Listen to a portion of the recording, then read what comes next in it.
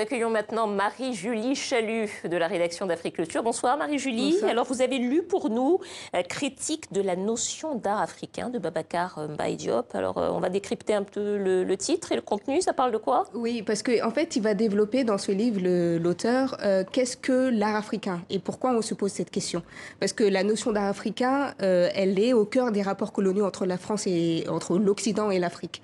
Alors justement, oui, c'est ce que vous dites, hein, c'est qu'en fait, d'après cet essai, l'art africain s'est toujours inscrit dans un rapport dominant-dominé avec l'Occident, c'est bien ça? Oui, en fait, il est au cœur, comme je disais, au cœur des rapports coloniaux et il interroge en fait le système colonial. Comment le système colonial a autant produit des violences politiques, culturelles qu'épistémiques. Et de quoi l'Afrique est-elle le nom? De quoi l'art africain est-il le nom? Se trouve au cœur de ces questionnements de rapports de domination. Parce que longtemps, quand on a parlé d'art africain, on parlait d'art nègre, d'art primitif, d'art premier, comme il dit l'auteur, mais cela recoupe la même chose, art premier et art primitif.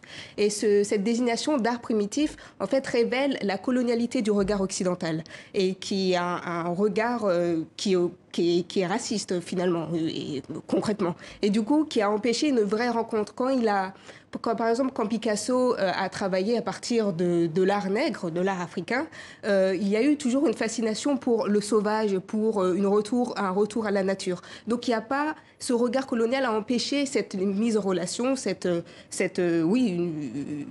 une discussion entre elles. Et aujourd'hui, c'est toujours la même chose? On en est où aujourd'hui? Aujourd'hui, avec la notion d'art africain contemporain, on semble être dans la continuité d'une conception occidentale de l'art, en fait. Avec la mondialisation de la culture, la mondialisation empêche l'expression de diverses cultures. Elle opère plutôt à une uniformisation au modèle dominant.